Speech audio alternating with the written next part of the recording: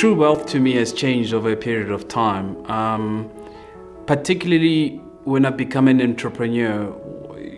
Wealth, when I was working for somebody, when I was employed, wealth was the next bigger paycheck. It was always, the rat race type stuff. Once I became an entrepreneur, wealth was about how do I change the world? How do I stand for something? How do I leave a mark?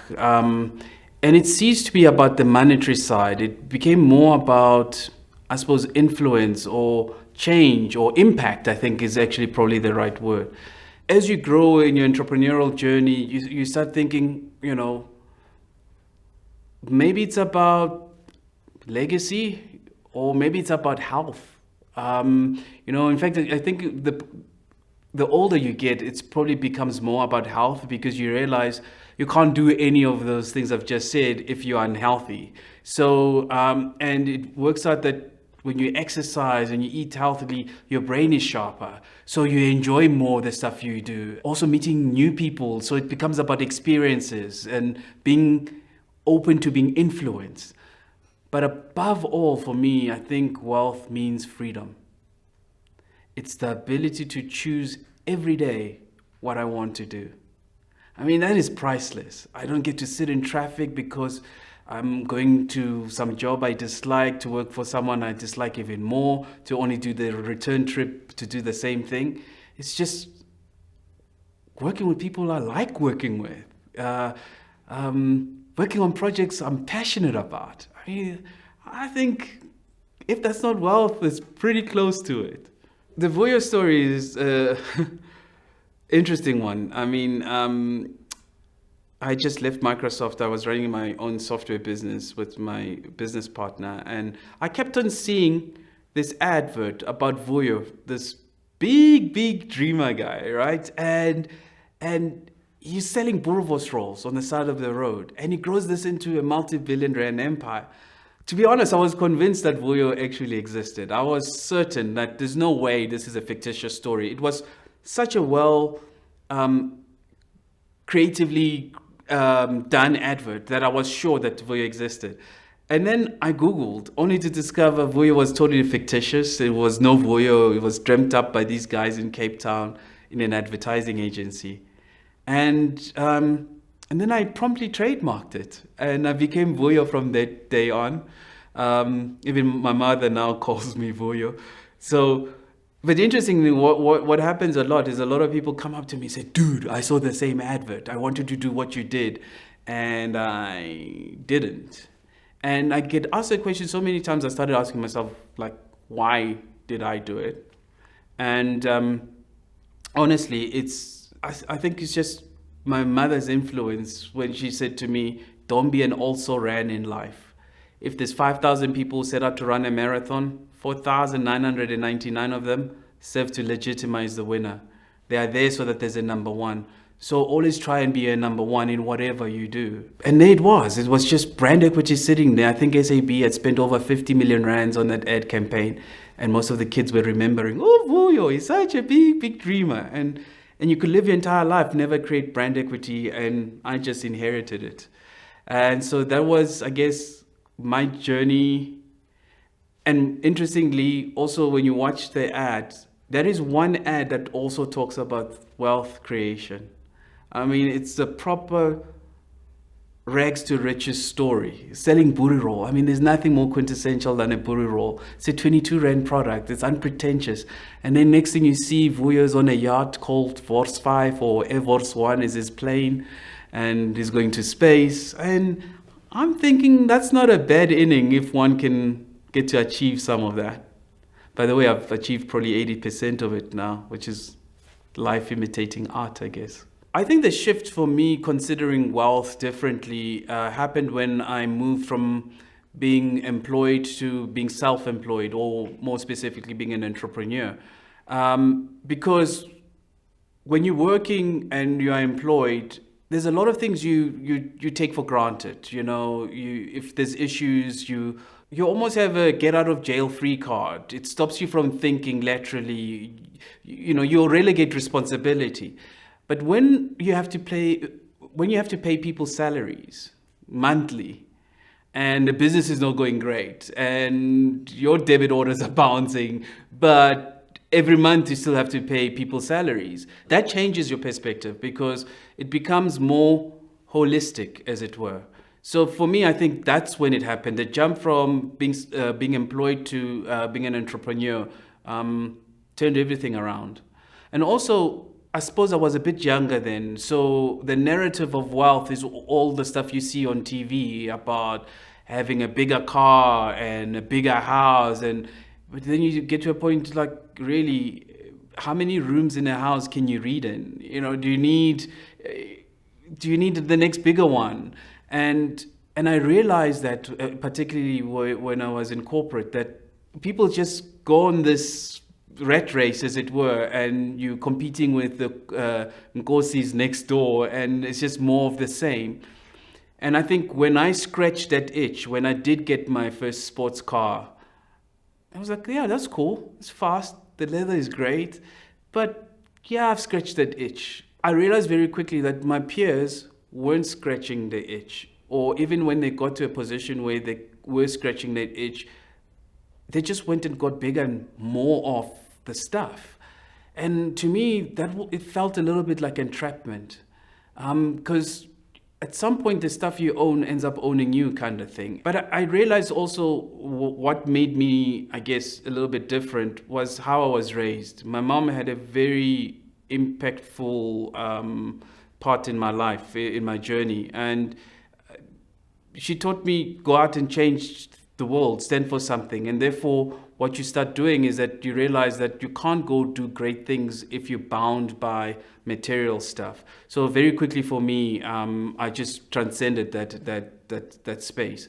But other kids didn't have that opportunity. So the first time you see an expensive this is when you start working for the first time and you buy it for yourself. And then it's a bigger ego trip from there, and so forth.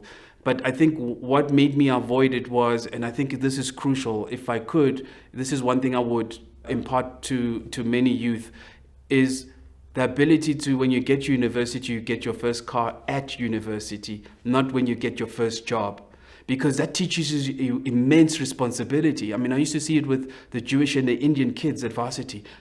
Didn't make sense to me. They were driving the flashiest and biggest cars, and they were in class, right? If I had that, I'll be like jolling around and having fun. All of them, they were in class. And if you can do that and have all the trappings and you can still be responsible, it tells you that by the time you run your own organization, the level of responsibility you're going to have is long been fostered. It's not something that just comes now. I mean, I think meeting a number of people through my journey has changed the way I view certain things, particularly wealth. I always thought it's ironic, the most wealthy people I've met have been the most humble and down-to-earth people. I always thought that was an act, that they switched that on just because, to come across, humility. But you can't fake humility, or at least you can't fake it for a prolonged period of time.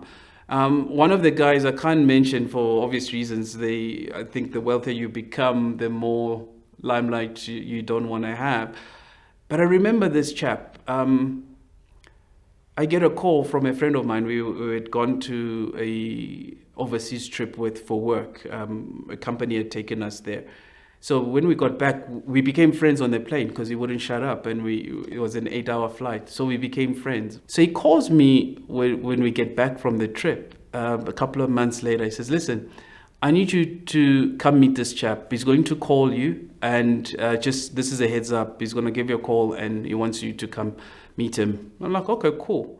But I'm like, the only guy with that name and surname, is it that same guy, the gazillionaire guy? Because that's the guy. I'm like, I roll my eyes thinking, Justin is just... And then I get the call. Says, are you Miles? I'll go, yes. And says, listen, I'm starting a new business, and I'm looking for some people to think tank it with me. I want to get some fresh perspectives on this. Do you have some time? Can you come over? And I'm like, sure. Then the next thing he says, but I can't pay you. I'm like, Firstly, I would have done it for free. Just to be in the presence of this gentleman would have been just worthwhile in itself. But the fact that he went that far to say, I won't pay you, that was kind of odd to me. I was like, really? Anyway, so I get to his office and he introduces everybody. But what struck me about him more than anything, his eyes were piercing blue, but he's in his, I think, late 60s. The energy he had. And I mean, this guy is successful by any measurement, right? But he was so intoxicated by the youth in the room. He was feeding off the energy of the younger guys. And I thought, wow, that's what it takes. He's not, in some plush, fluffy room somewhere and smoking a cigar. He's amongst the energy. And I thought, okay, that's the secret ingredient. You just keep, using the youth's energy and you keep doing new stuff. And I thought that changed my perspective to a point that now I run a food accelerator and I'm surrounded by young food creatives. And I get it. I genuinely get it. You meet a young guy who's working on something, he spent all his money building this piece of tech and he's got nothing, but he's poured his soul into this.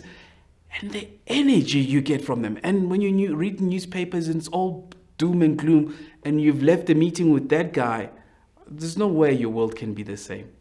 Interestingly, like, for example, some of the people I've met in my journey have made me realize that creating wealth, to what purpose is it? Because you can't take the money with you, right? So is it leaving the world a better place than you found it? I think there's a lot of that. But isn't it interesting that almost always, at some point when really wealthy people realize that they can't take the money with, either they give it away or they put it in a trust, or ultimately they get a statue or name a building after themselves, right? And I think, and it's mostly men. I've never met any a woman who builds her own statue or puts their name on a building. Maybe it's a miss, maybe it's an opportunity. But I think it becomes about legacy. There's a point where, you want the world to know that you were there and therefore it is better because you've existed. And I think the more evolved you become, that becomes more important to one, because no amount of artwork or cars or houses are you going to be able to take with you. So the memory of the stuff you've done becomes more important. I think I'm privileged in a little bit to have had this insight before I'm old, decrepit, and have all the money, and I think, what am I going to do now? Believe it or not, it's actually more enjoyable to have an impact on someone's life now when you can see their journey, because it only takes one person to have an impact on your life. It took one person to have an impact on mine, and I remember it because my mother won't let me forget it. She was at work one day. She was working at the copier machine, printing some documents for the big bosses, and one of them came, saw her at the printer and says, "What does your son do?" She says, he's in primary school. The other one is in high school, but my youngest is in primary school. And the guy said, "You know what, if you can get him a school, we'll pay for it." So she spent the next 2 days hustling for a school, and she found me a school, St. Benedict's, which was one of the first multiracial schools back then. That one guy just taking an interest ultimately changed my life. So I'm very aware that it's not always the big contributions that necessarily make the change. It's sometimes just you taking one guy, just one personal interest, and then it just rolls forward. I think wealth is definitely an enabler of happiness. If anyone tells you differently, they're being disingenuous. I think definitely, but it's what or how you use that wealth. To whom much is given, much is expected. And I always find people say, "I'm giving back." I always think, well, that means you took more than you should have in the first place, right? So There's a negative connotation to that. I think there's good in doing good. It's good business to do good. It doesn't have to be make money and then do good. You can do both simultaneously. But I do definitely think wealth is an enabler for some happiness, if not all, assuming you know how to use it appropriately. Because I think it goes back to my earlier stories that what ends up happening, people, when they start making more money, they start buying more stuff, and then the stuff they own ends up owning them, and they end up not enjoying it because it's just this big competition. So, there's that caveat to it. I just come back from Silicon Valley in the US, in the Bay Area in San Francisco. And because I've been writing my book, I'm on chapter 8, and I have this hypothesis as to what we need to do in South Africa to fix the quagmire we're in. And I know it in my head. I know what I need to say, but I was just struggling to put it on paper. So when I went to San Francisco, it was to actually prove that what I have in my mind is correct. And it turns out it is. And it turns out true wealth is also social capital. It's an ecosystem. It's being born in the right environment with the right family who've got the right extended family members and then you go on to go to the right school with the right university, and therefore go on to found your own business with a co-founder you met in that right school and university. That's how true wealth operates. Do you think you can insert yourself after the fact? You may be able to achieve it, but it's damn near harder to achieve it if you are not born into the correct social with the right social capital. Now, it's clear as day to see in San Francisco. In fact, as soon as you drive into Stanford, your IQ, you feel it going up by 3 basis points because it's just, because the kids who go there, their parents started companies. So when they start a company, they've got someone to A, go ask for advice, B, someone to fund them, but C, they're plugged into the ecosystem. So you go to Stellenbosch, it's exactly the same thing. In fact, to a point that Stellenbosch shares the same colors, the university, as Stanford, ironically. It's also got the canopy trees. It's also got old money. It's also got people who started stuff who go to a very prominent institution. The thing is, though, how do we broaden that so that a Sipho and a Temba can participate in that, so that he can also start building that ecosystem? Because that's seemingly the only way. There's a reason why Stanford has created more billion-dollar companies than any other place in the world. It works. You could argue the same thing. Did you know that after Wits University and UCT, Stellenbosch University has created more billionaires in South Africa? Such a small institution in such a small little town. Amazing.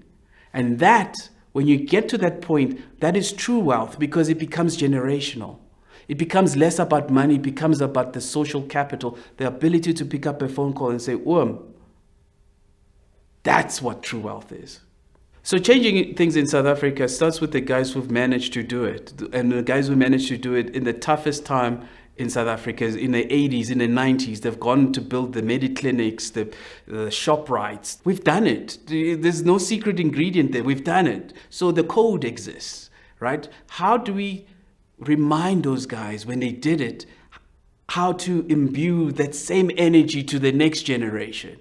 Because if we don't do that, I think their wealth is in jeopardy. Because if the country is not humming, no matter how much money you have, if the economy is not growing, it becomes kind of pointless, right? So for me is, how do we take all that wisdom and pass it on to the next generation who are hungry? Because those guys are now in wealth preservation mode. I'm in wealth creation. So I've got the energy to take a little bit more risk. They can't, because, when you've got a big pile, you now start caring about what happens to it. Me, not so much. I'm willing to take the chances. I'm willing to make sure that the landscape is a little bit more equitable. That, you judge by your idea, not the context from which you come. And that's exactly how Silicon Valley works. It's It's gotten to a point where social capital is actually, if I were to distill it in one word in English, it's trust. When I trust you, it's easy for me to either impart knowledge or capital to whatever endeavor. And even if you fail, I actually don't mind. Because once you fail, I believe you've learned a little bit more. So the next tranche or the next idea is that much more likely to succeed because you've already had your stripes. If I look at young guys coming up, the one thing I would say to them is, dude, it's okay to fail. It's the biggest misnomer. I wish I knew this day one. It's okay. In fact, it's almost imperative because you're not learning if you're not failing. And it's worse if you're black, I think, because culturally, you always feel this heavy weight of stigma that, you know, if you fail, everybody's watching you and like, yeah, who did you think you were, you know, kind of thing. I don't know how much of that is self-imposed or it's imposter syndrome, but I think it's real. I think it is. So what I would definitely tell the young guys is fail as much as you can and fail whilst young, right? And you hear this, people say it, but I used to say it too, but now I think I say it with very much more conviction because your likelihood of success is actually based on the ratio of failures and restarts you've had. Yeah, that makes sense to me.